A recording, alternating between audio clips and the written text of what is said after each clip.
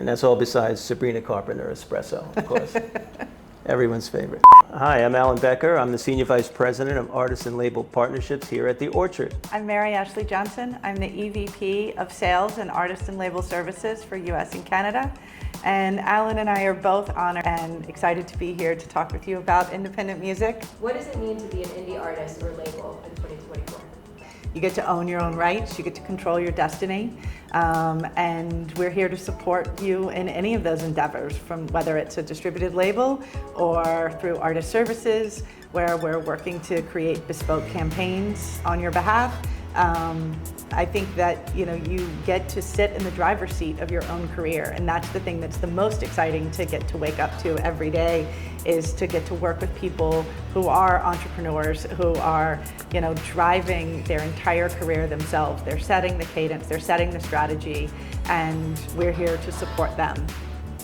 Right. I agree with that, of course. I also feel it's like being happy doing it yourself. And being happy doing it, whether you're a bedroom artist or whether you're playing for your friends and family or you're reaching for the stars. Yeah.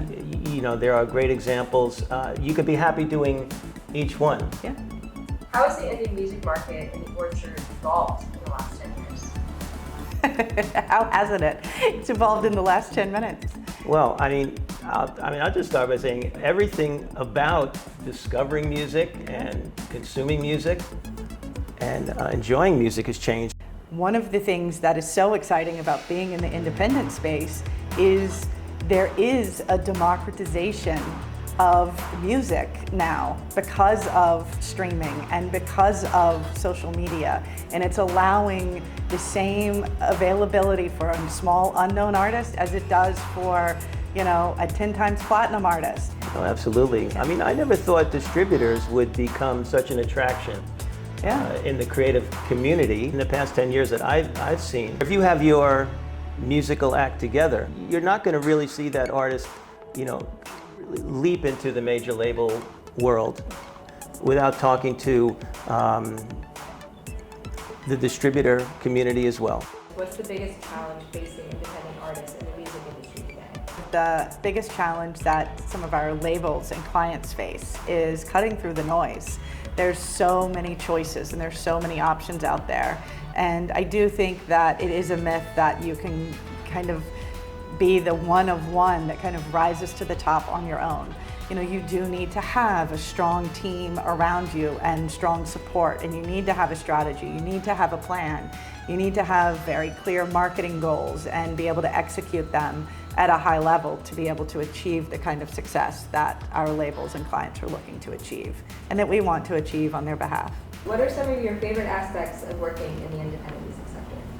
Oh God, I've been an indie music fan all my life. I think when you go look back at when Motown or Stax Records was indie. I'm a child of the Chrysalis and Sire. I chose to work in the independent music business, or maybe it chose me. I always felt comfortable with those future stars who were starting a company, entrepreneurs, of course, and watching them build something. I've been able to basically design it myself. So the idea of choosing the music you work with, choosing the partners, choosing the people you work with, imagine that. That's pretty amazing. And leaving a musical stamp, or like a legacy, so to speak. So, it's all those things put together. I would say I get really excited about the people. The people being our clients and their artists and the artists that we have as direct sign deals. And I also think our partners and the retail space too, and the radio space are all very exciting for me. That we get to connect with and get to really help grow and get to help create plans and strategy and take artists to kind of new heights and watch their dreams come true. I think that's probably the greatest moment for me, is when you can sit with an artist and kind of hear where they want to go with something and hear a label owner talk about where they want to take their business. And then we both have had the honor of being able to do this for a minute. So we've been with these labels for a while and get to see them achieve some of their wildest successes. And That's really incredible. It's very true. And I think the secret to a lot of the ones that are the labels and artists that have been most successful is they have that respect for what distributors do. And they're not carving something out, you know, because it's more beneficial to them. They want to know what else you have that we could plug into. And it's, you know, it's what started as a partnership really becomes family. I mean, we've worked with many of these labels and owners for decades. And that's really cool. Yeah, that's very, very true. What advice would you give to independent labels and artists as they build their careers? Stay authentic to who you are. I think that's the thing right now that is the most transparent, is that if an artist isn't intrinsically authentic, it just doesn't resonate. People can see it. And I think fans nowadays really pick up on, you know, the essence of who an artist is. So I would say be authentic to who you are. 100%. I was reading the 7 business lessons to be learned from Bad Bunny, and I think number 1 was relentless authenticity. I love that. Is what it's all about. My number 1 piece of advice would be to avoid bad advice.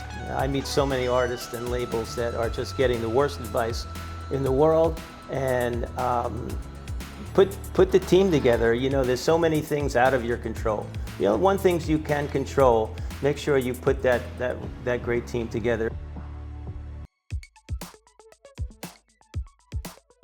Start that again.